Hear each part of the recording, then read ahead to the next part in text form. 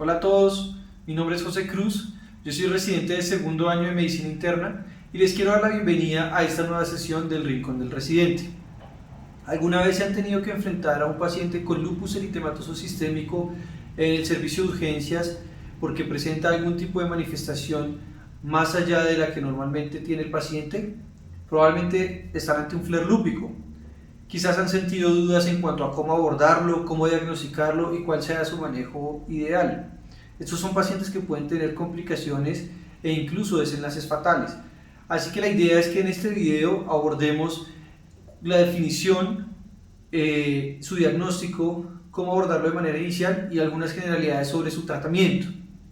Si tienen algunas dudas o conceptos básicos sobre el lupus que quieran revisar, recuerden que en el canal tenemos una serie de videos relacionados con la fisiopatología, diagnóstico, manifestaciones clínicas y tratamiento, así que no duden en ir a consultarlos. No siendo más, empecemos con el video.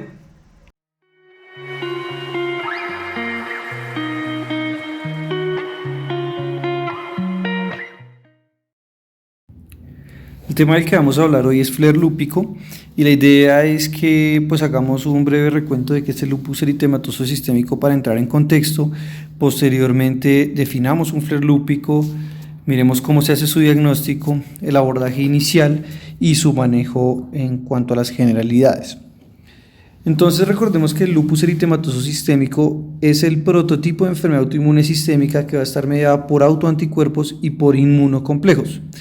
Lo que quiere decir esto es que existe una desregulación del sistema inmune produciendo anticuerpos contra antígenos propios del cuerpo que pueden estar en diferentes células y por eso el lupus puede afectar prácticamente cualquier órgano o sistema del cuerpo humano. Su etiología va a ser multifactorial, lo que quiere decir que resulta de una interacción entre genes de predisposición genética y algunos factores desencadenantes ambientales. Y su historia natural de la enfermedad es bastante variada dentro del mismo paciente y entre un paciente u otro. Así que existe una amplia variabilidad clínica, ya que puede afectar, como hemos mencionado, puede afectar diferentes órganos y afecta de forma diferente a cada paciente y es diferente su severidad en diferentes momentos de la enfermedad. Entonces, si viéramos cómo sería más o menos la historia natural de la enfermedad, vemos que partimos de unos genes de predisposición genética que al interactuar con agentes ambientales como la luz ultravioleta, algunas infecciones virales particularmente, se empiezan a producir unos autoanticuerpos específicos que van a generar una fase preclínica en la cual van a empezar a ocurrir fenómenos inflamatorios, pero inicialmente no va a haber una sintomatología o manifestación particular. Sin embargo, cuando esta inflamación sea lo suficientemente significativa, va a producir compromiso de órgano y a empezar a generar síntomas, entonces acá se empezaría la fase clínica y durante esa fase clínica van a haber momentos en los que la actividad de la enfermedad va a aumentar más y estos son los flare lúpicos y posteriormente va a empezar a acumular daño orgánico. Y ya más adelante en la historia natural de la enfermedad, el paciente va a tener complicaciones derivadas de la enfermedad propiamente y o del tratamiento como infecciones, aterosclerosis y malignidad. Pero entonces vemos que en esa fase clínica el curso de la enfermedad no es propiamente lineal, sino que se vería más o menos así, con altas y con bajas, que va a depender de varios factores que vamos a revisar. Entonces, si uno se pone a buscar en la literatura, el término de flare lúpico, que es un anglicanismo, la palabra flare traduce bengala o llamarada, hace referencia a que es como una especie de estallido de la actividad inflamatoria de la enfermedad y hasta hace pocos años no había un consenso en cuanto a su definición y ya sabemos que esto en las enfermedades hace que se pueda avanzar muy poco o lentamente, ya que la literatura no está unificada, no es fácil resumirla, no es fácil encontrarla y el primer paso para poder entender una entidad va a ser poder unificar su definición. Entonces en el 2011 la Liga Americana contra el Lupus decidió hacer una encuesta a reumatólogos expertos, bien sea pediátricos y adultos, sobre las condiciones o características que debe tener un flare lúpico y pues llegaron a un consenso, eran más o menos 140 reumatólogos y el consenso fue alrededor del 70-75%, y acá vemos las características más importantes de un flare lúpico, y es que va a ser un aumento medible. Entonces la idea es que lo hagamos lo más objetivo posible en la actividad de la enfermedad en uno o más órganos, que va a estar manifestado por nuevos signos y síntomas clínicos, o que empeoren los que ya estaban previamente presentes, o que haya alguna alteración en las mediciones de laboratorio que va a requerir un cambio en el tratamiento para poder aliviar esos síntomas y para poder prevenir las complicaciones. Entonces, las cosas más importantes es que pueda ser medible, es decir, hacerlo objetivo, que haya nuevos signos o síntomas o manifestaciones de laboratorio, o que las que ya estaban empeoren y que requiera un cambio en el tratamiento. Entonces, si quisiéramos ver esto un poco más en detalle dentro de la historia natural de la enfermedad, podríamos dibujar una gráfica donde en el eje Y tendríamos el grado de actividad de la enfermedad, es decir, qué tan inflamado está el cuerpo, qué tan comprometido están los órganos, y en el eje Y estaría el tiempo. Y más o menos se vería algo así, donde la línea verde pues sería esa interacción entre actividad y tiempo, y pues tenemos esta línea punteada roja que sería el umbral de actividad por encima del cual el paciente requiere cambio en el tratamiento. Por lo tanto, un flare lúpico es un momento en el tiempo en la enfermedad del paciente que inicia cuando se pasa ese umbral de actividad y termina cuando se llega nuevamente por debajo al umbral de la actividad. Ese sería el flare. Y nuestro objetivo es que, como médicos, es que con el tratamiento la curva del flare de mi paciente se vea así como está en este momento, o mejor aún, incluso evitar que el paciente tenga los flares. Pero si ya lo tiene, la idea es que podamos devolverlo nuevamente a su nivel base de actividad y el compromiso orgánico. Pero si lo detectamos de forma tardía o si no se maneja de forma adecuada, nuestra curva se podría ver así. Y es que el paciente disminuye un poco la inflamación, se estabiliza, pero no logra llegar nuevamente a su nivel basal y ya queda un daño orgánico irreversible. Entonces, si miramos el componente de actividad y flare, no son sinónimos, pero sí están estrechamente relacionados entre ellos. Entonces, la actividad van a ser como tal esos signos y síntomas o anomalías de laboratorio que están relacionadas con la enfermedad, pero es una evaluación puntual en el tiempo. Es como si yo tomara una foto y no lo compara con ningún otro momento. No se va a relacionar con la actividad previa de la enfermedad. Mientras que el flare es ese aumento, ese cambio en la actividad de la enfermedad al compararlo con una evaluación previa, y pues puede producir un aumento en cuanto a mortalidad y complicaciones, y por eso en la modalidad del tratamiento. Esto ya de entrada nos hace saber que para poder hacer un diagnóstico de un flare lúpico voy a requerir saber cuál era el nivel de actividad basal de mi paciente. Y como lo mencionábamos, esto va a ser diferente al daño progresivo del órgano, que va a ser la consecuencia bien sea de la toxicidad del medicamento o de cicatrización inflamatoria por complicación. Y lo que diferencia el uno del otro va a ser el carácter de reversibilidad con el manejo médico del paciente. ¿Y de qué va a depender que un paciente haga un flare lúpico o se mantenga estable? Bueno, es una balanza con un estrecho equilibrio entre los factores que protegen al paciente y los factores que pueden empeorarlo. Entonces vemos que básicamente los factores que protegen al paciente van a ser los medicamentos como los glucocorticoides, antimaláricos, medicamentos modificadores de la enfermedad y terapia biológica. Y acá también podríamos colocar evitar o protegerlo de los agentes desencadenantes que están acá abajo, como por ejemplo el estrés físico-emocional, la exposición a la luz ultravioleta, las infecciones, la terapia con estrógenos o prolactina, los medicamentos y el embarazo. Si esta balanza se va más de un lado que del otro, el paciente va a tener un flare. Así que pudiéramos también decir que un factor detonante de una actividad lúpica puede ser no adherencia al manejo médico, que vemos que modifica la historia natural de la enfermedad. Y quiero hacer un particular énfasis en cuanto al embarazo, porque vemos que es un factor desencadenante muy importante y la probabilidad de que se presente un flare lúpico va a depender de qué momento de la gestación se trate, Vemos que en el primer trimestre el riesgo es aproximadamente del 13%, en el segundo trimestre es cuando más riesgo hay, del 40%, y en el tercer trimestre el del 30%, y hasta en los 3 meses posparto puede haber un riesgo del 33% de presentar un flare lúpico en las puérperas. Entonces acá un mensaje muy importante: siempre que yo tenga una mujer en edad reproductiva que presente un flare lúpico, debo debo hacerle una prueba de embarazo para descartar que pues un estado de gestación sea el desencadenante del flare. Y entonces ya pasemos a cómo se evalúa o cómo se diagnostica un flare lúpico. Pues lo más importante y lo que más se ha tratado de ahondar en los últimos años está relacionado con los biomarcadores, y no solo en lupus, sino en todas las enfermedades, que su objetivo es que sea pues pruebas con un buen rendimiento diagnóstico que permitan detectar de forma temprana y oportuna este tipo de eventos. Entonces, pues en esta revisión sistemática de la literatura, donde se evaluaron 69 artículos, se buscó el rendimiento diagnóstico de algunos exámenes de laboratorio que predijeran el desarrollo de un flare lúpico en los siguientes 30 días. Y vemos que uno de los principales marcadores es los anticuerpos anti-DNA de doble cadena, que con un valor por encima de 300 unidades por mililitro tiene una especificidad casi del 90%, muy buena. Es decir, si está positivo, la probabilidad de que el paciente lo desarrolle es muy alta, pero la sensibilidad es apenas del 30%. Quiere decir que el hecho de que esté negativo no quiere decir que el paciente el hecho de que esté negativo no quiere decir que el paciente no va a desarrollar el flare. Y pues particularmente se ha relacionado con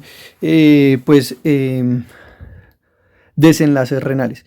Y vemos que, claro, como con cualquier otro examen, si yo le bajo el punto de corte, pues su sensibilidad va a aumentar, pero va a disminuir su especificidad. El otro elemento muy importante que se encontró en este estudio es el consumo del complemento, es decir, que esté por debajo del límite inferior de la normalidad, y vemos que pues el C3 tiene una sensibilidad baja, del más o menos el 30%, pero su especificidad alcanza casi el 87%. Y el C4 consumido tiene una sensibilidad un poco más variable, casi hasta el 65%, y la especificidad está un poco más baja. Mientras que el CH50, aunque no se hace de rutina, por lo menos lo que yo he visto en mi práctica clínica, tiene una sensibilidad del 71%, es decir, mucho más sensible, pero su especificidad es mucho más baja. ¿Y qué otro mensaje importante nos dejó esta revisión? Y pues algo que ya se viene sabiendo desde hace varios años, es que los ANAS, los ENAS, la velocidad de sedimentación eritrocitaria y la proteína C reactiva no son útiles en cuanto a predecir la actividad de la enfermedad o en cuanto a medirla. Y esto es algo que se ve con relativa frecuencia en la práctica clínica, y es que me llega mi paciente con antecedente de lupus y lo veo medio mal, quiero ver si está algo mal y le piden unos ANAS. Los ANAS no tienen ningún lugar acá, se están gastando recursos de manera innecesaria, probablemente esa cuenta se va a glosar. Si el paciente ya tiene el diagnóstico de lupus, no es necesario repetirle los anticuerpos, los ANAS por lo menos, no va a cambiar en nada su manejo. Entonces, sospecha de flare lúpico, no le pido ANAS, no le pido ENAS, que sí me sirven, unos anti-DNA de doble cadena o un complemento. Y pues, como ya mencionamos, el diagnóstico va a ser un cambio en la actividad del lupus, así que una pregunta importante sería: ¿cómo hago para valorar esa actividad? Se han planteado varias, digamos, escalas. Sin embargo, pues como el SLEDAI-2K, el Selena-SLEDAI, el BILAG, el ECLAM, el PGA, el SRI y el BICLA, pero la mayoría de estas fueron desarrolladas en el contexto de investigación clínica para poder evaluar la respuesta al tratamiento. Y pues como el lupus puede afectar prácticamente cualquier órgano, la evaluación es muy larga porque hay que evaluar prácticamente todos los sistemas y se vuelven escalas que para la práctica clínica no son tan útiles. Entonces vamos a mencionar un poco generalidades de algunas, pero lo más importante es que de entrada sepamos que en la práctica clínica, para yo saber si un paciente tiene un flare o no, probablemente lo que más voy a utilizar va a ser el SLEDAI-2K. Vamos a ver por qué. Primero, pues algunas diferencias. El SLEDAI-2K tiene en cuenta los parámetros que los pregunta si el paciente los ha tenido entre los 10 a 30 días previos. Va a evaluar 24 ítems que comprenden 9 sistemas, y eso hace que mi paciente pueda tener un puntaje entre 0 y 105 puntos. Los rangos de actividad que no es lo mismo que FLIR, ya hicimos la diferencia, es que si está menor o igual a 2 va a ser un lupus que está inactivo, es decir, 0, 1 o 2. Si está entre 3 y 4 es una actividad leve, entre 5 a 10 o 5 a 12, dependiendo de donde lo leamos, va a ser una actividad moderada, y más de 10 o más de 12 va a ser una actividad severa. El BILAG, por su parte, lo que hace es compararme cómo está las últimas 4 semanas versus 4 meses previos. Y miren que es mucho más extenso, evalúa 101 ítems, como que comprenden esos mismos 9 sistemas, y su puntaje puede ir de 0 a 404, y con ese puntaje yo le doy una categoría a cada sistema y lo coloco en la letra A, B, C, D o E, y siendo el A el de mayor actividad y el E el de menor actividad, sin que tenga medición previa de ese componente. Entonces es mucho más dispendioso, uno se puede tardar entre 30 y 40 minutos solamente en desarrollando el BILAG, y por eso les digo que es más utilizado en el contexto pues investigativo. Y el ECLAM evalúa el mes previo, tiene en cuenta 33 ítems, está como un punto intermedio entre ambos, que comprenden 10 órganos o sistemas, y el puntaje puede ir de 0 a 17.5, pero por lo general, lo que mencionamos, nos vamos a quedar con el SLEDAI. Esta tabla nos compara algunas de las diferencias que existen entre el SLEDAI 2K y el BILAG. Vamos a repasarlas de forma rápida. Y es que pues el BILAG comprende todas las estructuras oculares, mientras que el SLEDAI 2K solamente evalúa las anormalidades en la retina. En el componente musculoesquelético, las artralgias no están tenidas en cuenta en el SLEDAI 2K, solamente la sinovitis, y tienen que ser por lo menos 2 articulaciones, mientras que en el BILAG sí tiene en cuenta la artralgia y requiere solamente una para que ya empiece a puntuar. En cuanto a los síntomas constitucionales, el punto de corte para fiebre es diferente entre los dos, y el SLEDAI 2K no tiene en cuenta ni la pérdida de peso, ni la esplenomegalia, linfadenopatía, anorexia, mientras que el BILAG sí. En el componente renal, es un poco más detallado en cuanto al BILAG, ya que también tiene en cuenta los cambios en la creatinina, en la tasa de filtración glomerular o de la presión arterial, y pues digamos que combinando todo esto puede tener varios algoritmos para evaluar el componente renal, mientras que en el SLEDAI 2K simplemente se evalúa el componente de proteinuria y el sedimento activo con cristales, hematuria o piuria. En cuanto al componente hematológico, evalúa en diferentes rangos, o sea, le coloca diferentes puntajes a las 3 líneas hematológicas, mientras que ese es el BILAG, mientras que en el SLEDAI solamente le da un punto de corte a cada uno y solamente evalúa la línea blanca y la línea plaquetaria, no tiene en cuenta la anemia. Sin embargo, una cosa en las que sí pudiera ser un poco mejor el SLEDAI 2K es que incluye las alteraciones en los títulos del anti-DNA de doble cadena, mientras que el BILAG no lo hace. En cuanto al componente neuropsiquiátrico, hay unos que están mucho más completos en el BILAG, que no incluye el SLEDAI, y el componente gastrointestinal no está incluido en el SLEDAI 2K, mientras que en el BILAG sí. Esas serían como las principales diferencias entre ambos, pero pues ya sabemos las ventajas que tenemos por lo menos para la práctica clínica con el SLEDAI 2K, así que nos vamos a quedar con ese. Entonces ya con eso podemos saber cómo se define un FLAIR de acuerdo a cada escala que yo estoy utilizando. Entonces el que nos va a interesar más va a ser el SLEDAI 2K, que es el que está aquí, y vemos que la definición de FLAIR va a ser cuando el paciente tenga un aumento mayor a 3 con respecto a su SLEDAI previo. Si está entre 3 y 10 va a ser un FLAIR leve a moderado, y si el aumento es mayor a 10, en algunas partes mayor a 12, el FLAIR va a ser un FLAIR severo. Y vemos pues que por ejemplo en el BILAG los términos de severidad van a estar dependiendo de qué tantos órganos o sistemas cambiaron de una categoría a otra, recordando que el puntaje final del BILAG es con letras para cada órgano. Entonces, teniendo en cuenta esto, entremos un poco en detalle en cómo se calcula pues un SLEDAI 2K. Tratar de aprendérselo pues no es muy fácil, es bastante largo, incluye 24 criterios y cada criterio da puntajes diferentes, así que no es práctico. Lo que sí tenemos que hacer es saber cuándo hacerlo y pues qué necesito para poderlo calcular. Entonces evaluemos qué componentes comprende. Lo primero que pregunta siempre son esta pues es un video de la aplicación MDCalc donde está disponible. Eh, en QX también está, la que ustedes prefieran. Y vemos que el componente neurológico es el primero que pregunta, entonces pregunta por episodios convulsivos recientes, pregunta si el paciente ha tenido psicosis, que le altere su desarrollo diario, síndromes orgánicos cerebrales que comprometan las funciones superiores como el lenguaje, el patrón del sueño, etcétera. Si tiene alguna alteración visual, en el cual pues deberíamos tener en cuenta el fondo de ojo. Si hay alguna neuropatía motor o sensitiva nueva, incluyendo pares craneales. Si es una cefalea lúpica que suele ser de características migrañosas pero que no mejora con analgesia.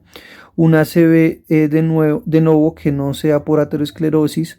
Ya pasamos al componente vascular, donde vamos a evaluar que el paciente tenga vasculitis manifestada por úlceras, gangrena, nódulos, infartos periungueales o por biopsia. El componente de artritis que tenga 2 o más articulaciones inflamadas, miositis que puede ser por dolor, debilidad, electromiografía o alteración en las enzimas hepáticas. Pasamos al componente renal que tenga un sedimento alterado con cilindros hemáticos o hematuria, proteinuria mayor a 500 miligramos, perdón, o 0.5 gramos en 24 horas, que tenga piuria que no sea por infección, que tenga el rash inflamatorio característico, ya sea el componente cutáneo o alopecia, o úlceras en cavidad nasal o oral que característicamente suelen ser no dolorosas. En el componente de serositis, pues que tenga derrame pleural o dolor pleurítico, pericarditis documentada por clínica de electrocardiograma o ecocardiograma, consumo del complemento, títulos elevados de anti-ADN doble cadena, que tenga fiebre o que tenga leucopenia menor a 3.000 o trombocitopenia menor a 100.000. Entonces, como lo mencioné, es bastante largo, difícil de aprendérselo de memoria, pero lo que sí deberíamos saber nosotros es qué necesito para calcularlo. Entonces necesito tomarle la temperatura o saber qué registros de temperatura ha tenido el paciente previo a que consultara. Hacer un examen neurológico detallado donde evaluemos pues las funciones mentales superiores, evaluemos los pares craneales, el componente motor sensitivo, hacer un fondo de ojo. En los casos en los que consideremos que hay una neuropatía o una miopatía, considerar estudios de neurofisiología, hacer un examen cutáneo donde busquemos signos de vasculitis, el rash característico de lupus, alopecia o úlceras, un examen articular buscando sinovitis, el hemograma para ver la leucopenia y la trombocitopenia, una CPK, hacer un análisis para mirar el sedimento, cuantificación de proteinuria en 24 horas, ver si el paciente tiene en la radiografía de tórax de signos de derrame pleural o de pericarditis en el electrocardiograma o en el ecocardiograma, mirar el complemento y mirar el anti-DNA si el título pues ha incrementado con respecto a su valor basal. ¿Cuál es el problema? Como trata de simplificarlo un poco, hay veces que el paciente puede tener aumentos en la actividad de la enfermedad sin que el SLEDAI-2K cambie. Por ejemplo, un paciente que tuviera de base una proteinuria de 600 miligramos en 24 horas y ahora tiene una proteinuria de 8 gramos en 24 horas y no hay ningún otro de cambio, pues evidentemente la actividad de la enfermedad ha aumentado de forma significativa, pero el SLEDAI-2K va a seguir siendo el mismo. Entonces es una muy buena herramienta, pero por sí sola no, pues se puede quedar corta en algunos escenarios. O por ejemplo, un paciente que antes tenía 80.000 plaquetas y ahora están en 20.000. El SLEDAI-2K va a ser el mismo, pero la actividad de la enfermedad es diferente. Entonces acá es donde entra a jugar el criterio médico para evaluar estos componentes. Ya teniendo esto claro, entonces pasamos al abordaje general. Entonces, pues lo primero es estar seguros de que nuestro paciente tenga un diagnóstico de lupus eritematoso sistémico. Puede que la mayoría de los pacientes pues vengan con su diagnóstico, pero puede que el paciente que está con el FLAIR apenas está debutando o apenas se le está diagnosticando la enfermedad. Entonces, si yo pues, veo al paciente y lo sospecho, pues bueno, no solamente tengo que saberme el SLEDAI-2K, sino probablemente los criterios clasificatorios del año pasado, que pues son los que actualmente se utilizan, que si bien no son de diagnóstico, son una muy buena herramienta. Y si el paciente ya tenía el diagnóstico de antes, tratar de llenarse de datos para poder saber cuál era su actividad basal y saber cuál fue el delta o el cambio en ese SLEDAI. Lo otro es pensar en diagnósticos diferenciales, principalmente infecciones, síndromes de poliautoinmunidad y que lo que tenga es una expresión de otra enfermedad, pero que el lupus, digamos, no esté propiamente pues, activado, o neoplasias. Lo otro es buscar siempre los desencadenantes, porque pues el parte del manejo va a ser corregirlo o controlarlo, y pues recordar que lo más importante va a ser la adherencia a los medicamentos, las infecciones, embarazo o el estrés físico o emocional. Clasificarlo de acuerdo a su severidad, viendo qué tanto cambió el índice de actividad que estemos utilizando, y pues iniciar un tratamiento que se va a basar principalmente en corticoides sistémicos, bien sea oral o parenteral, de acuerdo a su severidad, y dependiendo del tipo de flare, pues mirar si requiere algún otro manejo con DMARD o con biológico asociado. Y siempre tener en cuenta que todo este manejo y la enfermedad pueden generar complicaciones, así que debemos prevenirlas o manejarlas, y para esto es muy importante que el paciente, cuando va a recibir dosis altas de esteroides, se le realice una desparasitación, particularmente si proviene de una zona endémica para enfermedades por el mintos, ya que estos pacientes pueden hacer una hiperinfección por Strongyloides stercoralis y puede tener un desenlace fatal. Adicional a eso, cuando van a recibir dosis altas de corticoides de forma prolongada, lo que equivaldría a más de 20 miligramos de prednisolona al día por 3 semanas, estos pacientes se benefician de profilaxis para neumocistis girovecii, que lo que más utilizamos es trimethoprim sulfa. Y pues no es una buena idea que el paciente, en medio de un flare de una actividad lúpica, pues quede en embarazo, porque le va a empeorar. La idea es que estas mujeres queden en embarazo de forma planificada y que sea en el momento ideal, que es cuando esté más controlada en la enfermedad. Entonces, idealmente, si esta paciente va a irse con manejo, pues hacer un buen método de planificación. Entonces vemos que uno de los principales factores de confusión es si el paciente tiene o no tiene una infección, porque los manejos de un flare lúpico y de una infección pues van a ser diametralmente opuestos, y si me equivoco probablemente el desenlace va a ser muy grave. Darle inmunosupresión a una infección puede ser fatal, y no darle antibiótico a un flare lúpico pues no lo va a mejorar. Entonces, el otro problema es que igual pueden coexistir, porque ya vimos que la infección puede ser una causa de un desencadenante del flare lúpico. Entonces, en esta revisión narrativa tratan de ver que, digamos, que marcadores clínicos o paraclínicos pueden diferenciar entre un flare lúpico y una infección. Y lo que muestran acá y las referencias que ellos revisaron es que el conteo leucocitario suele estar elevado en las infecciones, mientras que suele estar disminuido en las flare lúpicos. Entonces esto pudiera ayudarnos. La velocidad de sedimentación eritrocitaria suele estar elevada en las infecciones y también elevadas en el flare, así que no es útil para distinguir entre uno u otro. Aquí pues mencionan que la PCR suele estar más elevada en las infecciones que en el flare lúpico. Pudiera ser un factor adicional que nos pudiera ayudar, aunque por sí solo probablemente se quedaría corto. Puede estar mínimamente elevado en el flare lúpico. El complemento, como vemos, puede estar normal o elevado en las infecciones, mientras que en el flare lúpico característicamente suele estar disminuido, y asimismo el anti-DNA nos sugiere también pues un flare lúpico y no tiene cambios secundarios a una infección.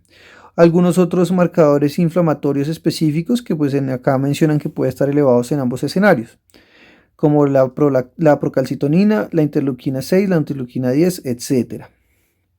Sin embargo, en este otro estudio pues se hicieron más o menos la misma pregunta, y pues evalúan otras referencias donde pues particularmente la PCR vemos que tiene evidencia en la infección, al igual que la procalcitonina, y vemos que la PCR puede estar ligeramente elevada, particularmente en los casos de serositis durante el flare, pero vemos que pues un punto de corte de 6 miligramos por decilitro tiene una sensibilidad del 55% para infección, con una especificidad que es lo que queremos tener más o menos del 85%. Entonces pues pudiera colaborarnos para distinguir entre un flare y una infección, pero lo más importante es integrarlo al criterio clínico.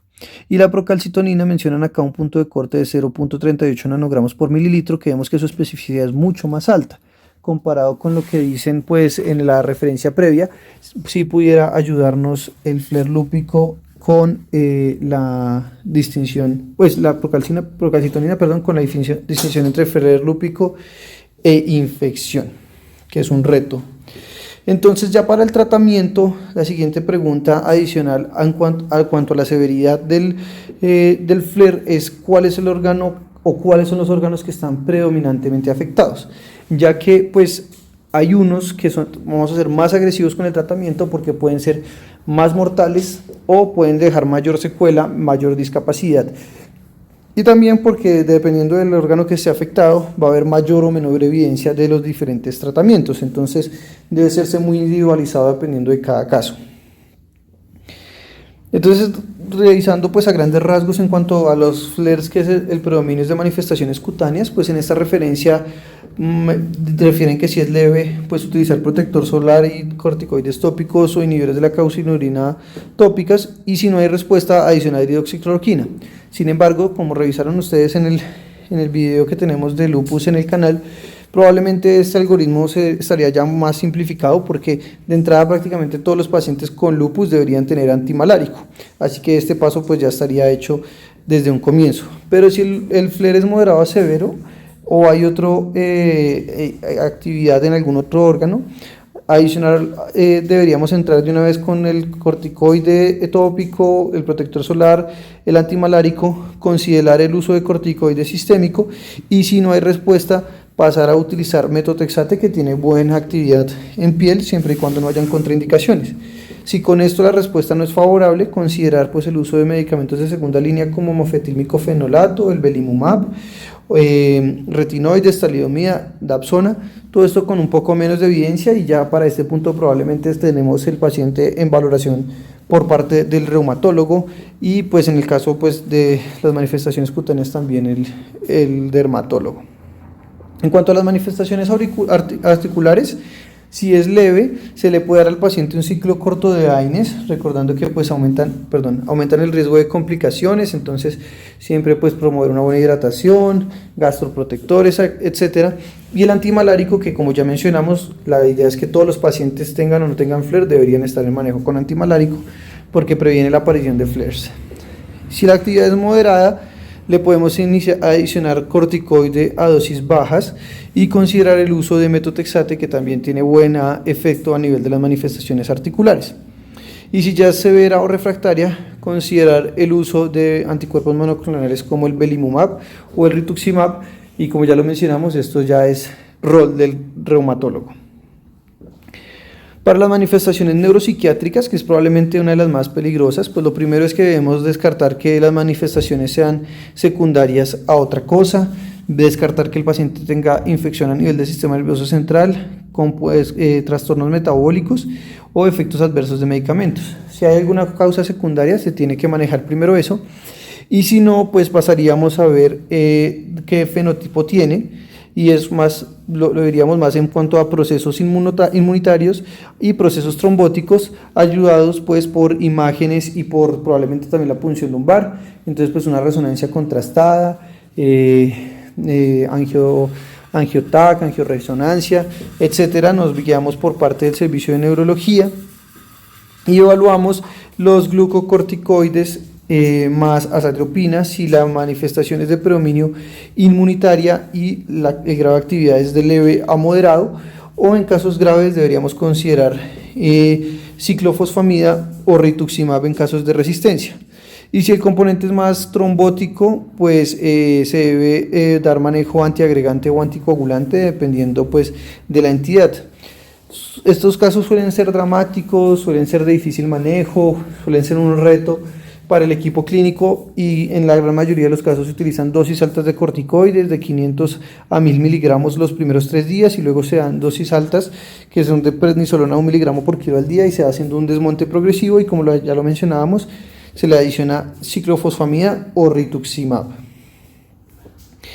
En cuanto a las manifestaciones renales, pues es muy amplio. Las manifestaciones renales en el lupus merecen un capítulo aparte, y particularmente la nefritis lúpica, así que pues no se va a entrar tanto en detalle, pero recordemos que de lo que más se ha investigado pues es el compromiso glomerular, y pues tenemos la división de las 6 clases de nefritis lúpica, donde vamos a ver que las que tienen mayor actividad van a ser la 3 y la 4, y pues estas son en las que más evidencia hay. La 1 y la 2, la actividad es muy leve, así que el manejo debe ser de soporte, el control de su lupus, y si llegara a haber una proteinuria pues significativa, mayor de 3 gramos al día, pues considerar inmunosupresión adicional. La 3 y la 4, el manejo inicial va a requerir corticoides y ciclofosfamida o mofetilmicofenolato, dependiendo de los resultados en la biopsia y el grado de actividad y cronicidad, y dar tratamiento de mantenimiento posteriormente con mofetilmicofenolato o acetropina, y en los casos refractarios considerar la adición de rituximab o inhibidores de la calcineurina. Para la clase 5 lo más importante pues va a ser el manejo antihipertensivo y antiproteinúrico, y considerar pues el manejo inmunosupresión similar al de la 3 y 4, sobre todo si hay un síndrome nefrótico persistente con proteinuria pesada. Y ya la clase 6 prácticamente ya es glomerulosclerosis, donde el daño es bastante irreversible, y pues digamos el beneficio directo de la terapia inmunosupresora no va a ser tanto, y más va a ser el efecto adverso, así que en este caso va a ser terapia de soporte, mirar si el paciente tiene indicación de terapia de reemplazo renal, y la terapia inmunosupresora va a estar guiada principalmente por manifestaciones extrarrenales de la enfermedad. Pero no olvidemos que el lupus puede manifestarse en el riñón como otras entidades, por ejemplo la glomerulonefritis rápidamente progresiva, donde pues acá en estos casos pues es muy importante la inmunosupresión agresiva. Se ha evaluado pues el papel del recambio plasmático, los corticoides a dosis altas, rituximab, anticuerpos monoclonales como el eculizumab, y debemos ser muy agresivos en estos casos, también con dosis de corticoide altas, metilprednisolona 500 a 1 gramo por 3 días, y luego hacer dosis orales pues altas y el desmonte progresivo. Y otros escenarios como el componente túbulo intersticial, el componente vascular con la microangiopatía trombótica o el daño podocitario, que se están reconociendo más recientemente y cada vez se está avanzando más en opciones terapéuticas, pero pues ensayos clínicos para esto no tenemos, casi siempre son cohortes o series de casos. Para las manifestaciones hematológicas, pues va a depender también de la severidad. Si es leve, pues ajustar, aumentar un poco la dosis de corticoide. Si es moderada, severa, se presenta como anemia hemolítica autoinmune, trombocitopenia menor a 30.000, neutropenia profunda menor a 1.000, pues considerar pulsos de corticoides, azatropina, ciclosporina, ciclofosfamida, inmunoglobulina intravenosa, rituximab, danazol o micofenolato, en ese orden en el que están, básicamente la evidencia y el orden en el que las consideraríamos y pasaríamos el uno al otro de acuerdo a la refractariedad o respuesta del manejo instaurado. Para las manifestaciones cardiopulmonares, bueno, en el caso de la pericarditis aguda, considera el uso de colchicina, AINES, y en algunos escenarios se ha evaluado el belimumab. Y para la hemorragia alveolar, los pulsos de corticoide más ciclofosfamida, también pues evaluar la inmunoglobulina intravenosa o la plasmaferesis, considerando los costos y la disponibilidad de cada uno, y también el rituximab, teniendo en cuenta que puede llegar a ser fatal su manifestación, y esta es de las otras que pues si bien no es la más frecuente, es de las que más gravedad confiere. Y el manejo adicional va a ser el control de las comorbilidades. Estos pacientes probablemente son hipertensos, son diabéticos, son enfermos renales crónicos, y le voy a colocar corticoides. Todas estas enfermedades se me van a descontrolar y tengo que pues mirar ese manejo, porque no me sirve de nada quitarle al paciente su actividad, pero que me haga una crisis hipertensiva, un ACV hemorrágico, igual que con una funcionalidad muy baja, y pues no ganamos nada con eso. O que haga una crisis hiperglicémica y eso lo lleve a complicaciones cardíacas, haga una arritmia y fallezca, pero le coloqué el corticoide. Esa no es la idea. Manejar la disfunción orgánica, ya que pues no es solamente desinflamarlo, sino mirar si el paciente ya presentó alguna complicación que le pueda comprometer la vida. Por ejemplo, si esa pericarditis hace que se tapone, hacerle una pericardiocentesis. Si la hemorragia alveolar le produce una falla ventilatoria, intubarlo. Si lo anemiza, transfundirlo. Si el paciente pues presenta una falla renal con urgencia dialítica, dializarlo. Entonces no es solamente desinflamar el cuerpo, sino manejar la disfunción del órgano. Corrección del desencadenante, como hemos dicho en múltiples ocasiones, manejar los efectos adversos de la terapia, crisis hiperglicémicas, crisis hipertensiva, toxicidad renal, toxicidad hepática, entre otras.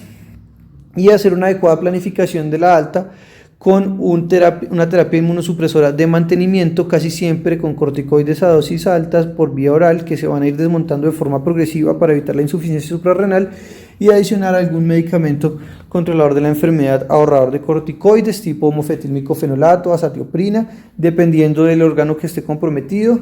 Eso sería, pues digamos que otro capítulo adicional. Metotrexato también pudiera ser una opción, pero la idea es esa. Mi paciente se va a ir con corticoides altos en plan de desmontarlos, y para poderlo desmontar de forma segura debo tener una inmunosupresión adicional que sea con algún DMARD o biológico. Así que como conclusiones mencionemos que el flare lúpico es un aumento en la actividad de la enfermedad que requiere cambios en el manejo para evitar sus complicaciones y daño irreversible del órgano, por lo que configura una urgencia médica que puede comprometer la vida de un paciente o su funcionalidad de forma irreversible. Su evaluación inicial tiene que enfocarse en detectarlo de forma temprana, clasificar su severidad, identificar el o los órganos comprometidos y la causa desencadenante para poderlo corregir. Y el manejo del flare moderado a severo se va a basar en términos generales, y pues ya con las particularidades de cada órgano, en dosis altas de corticoides, casi siempre de 250, 500 a 1000 miligramos al día por 3 días, y posteriormente se pasa a vía oral con o sin inmunosupresores adicionales como la ciclofosfamida, la azathioprina, el micofenolato, o en algunos casos terapias adicionales como la inmunoglobulina o la plasmaféresis. Bien, así que eso es lo que tenía para contarles hoy. Espero que les haya sido de utilidad el video y nos vemos en un siguiente episodio. Bien, muchas gracias por haber llegado hasta esta parte del video. Espero que haya sido de utilidad para ustedes y que les proporcione herramientas para su práctica clínica diaria o sus rotaciones académicas. Recuerden que si tienen alguna duda la pueden dejar en los comentarios y nosotros la responderemos con la mayor brevedad, o si tienen alguna sugerencia de temas que les gustaría que revisáramos en el canal.